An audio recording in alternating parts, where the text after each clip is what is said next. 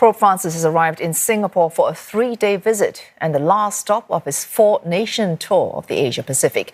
It's the first visit to the country for the 87-year-old head of the Catholic Church, and only the second by a pope since John Paul II's 5-hour stop in 1986. Sherlyn Seah tells us more. A dance by children from different races. This was Pope Francis's first glimpse into Singapore's social fabric.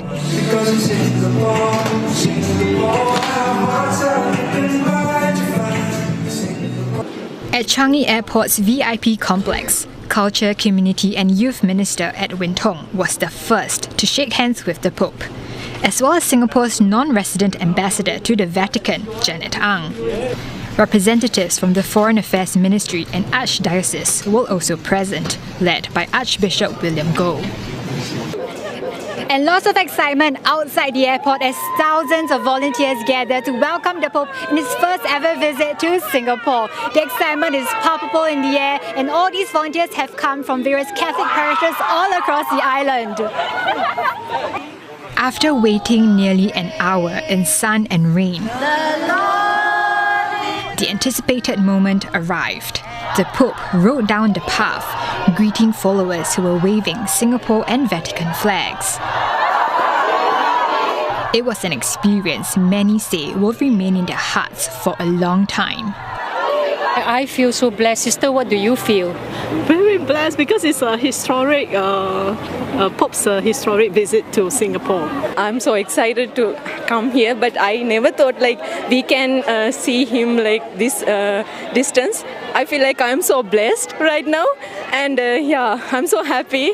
It's just like a miracle. It'll never happen, this kind of miracle again in my whole life. Yeah, it was the best day ever. I love Pope. We all love Pope. We're all in one together. Yeah, thank you, Singapore. Thank you, Pope Francisco. Yeah, we love you. God bless you. Viva, viva, Papa! The Pope's next stop was St. Francis Xavier Retreat Centre for a private meeting. Dozens lined the streets of the residential neighbourhood, and not even pouring rain could stop them, young and old eager to catch a glimpse of the Pope. We are very, very blessed and very happy to have this opportunity to actually see him in the flesh, because the only other time would be probably to travel all the way to the Vatican. Is it worth it? Yes. I'm not a Catholic. I just wanted to get a glimpse of this moment whereby when the Pope comes, his beacon, and as his hope for peace, and how he does his diplomatic duties as a priest, but trying to negotiate peace and hope in the world is certainly inspiring. Thousands have been preparing for months for a highlight of Pope Francis's visit, Mass at the National Stadium. 50,000 people are expected to attend. The Pope will call on Singapore's President and Prime Minister tomorrow. Pope Francis and President Tharman Shanmugaratnam will deliver speeches at a state address, which will be broadcast live on CNA.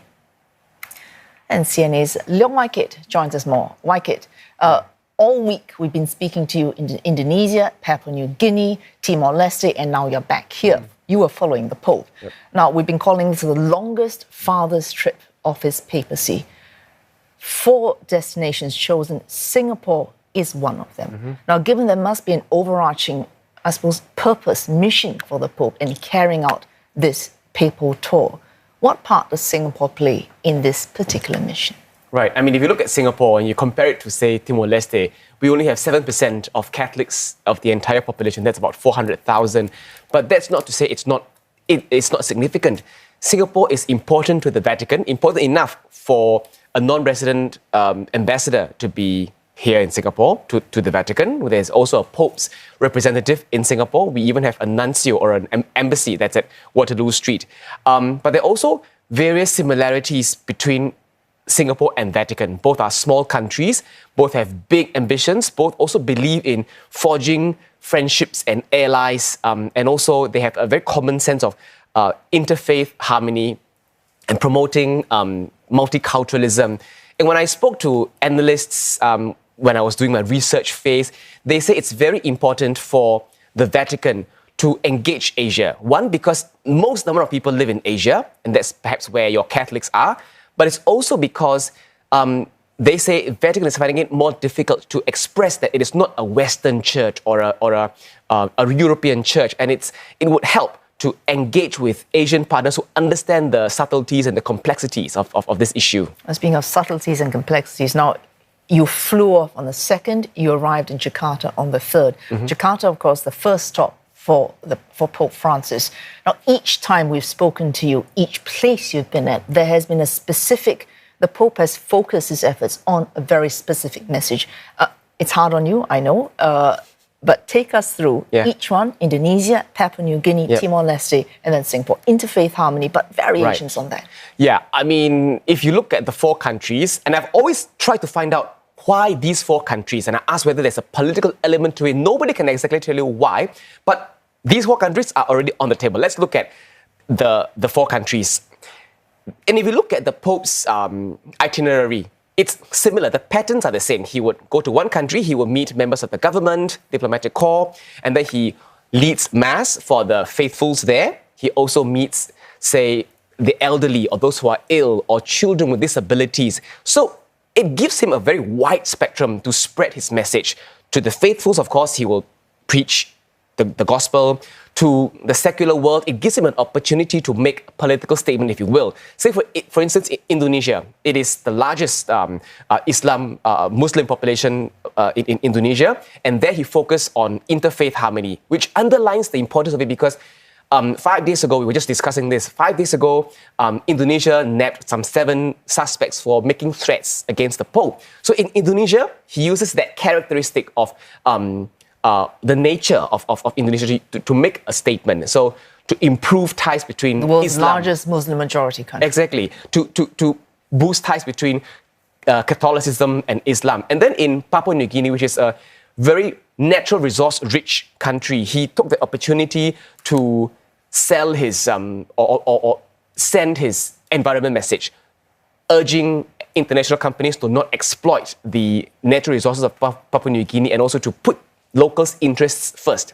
Timor-Leste is, well, almost everyone is Catholic, and I think it was there that he sort of did not run away from some of the issues because in recent history there have been allegations. In fact, the Vatican itself confirmed that it had put one of the cardinals, Cardinal Bello, under disciplinary actions for sexual abuse, and he did not run away from it. He brought up that case in his speech, but he also did not shy away from Timor-Leste's history, acknowledging that he had a painful past when it was under Indonesia's rule, but also using the church's teachings to encourage the locals to forge a future forward and to also resolve new challenges such as your poverty, education, gang violence.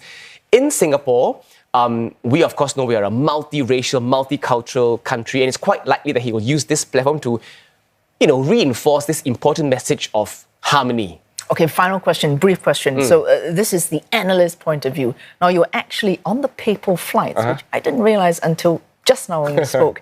Very quickly, your personal reflection on this trip as you've gone on every flight with the Pope sitting at the front of the plane, finally. One word, he's very humble, humility. I mean, as you've seen earlier from Sherlyn's package, people fawn over him and they wave and they're so excited, but he still takes the effort to meet each and every one. And of course, he can't meet everyone. For instance, in Jakarta, when he was driven to the church, he knew there were hordes of crowds waiting to see him. He made an effort, a special effort, wheeled to the corners of the gate just so that people who had been waiting for him for hours under the extreme heat, just so that he can wave to them. So my experience with him, I would say one word, humility. Oh, thanks for that, CNA's Leong speaking of his personal experience since the 2nd of September, following the Pope on this long, arduous trip of the Asia-Pacific.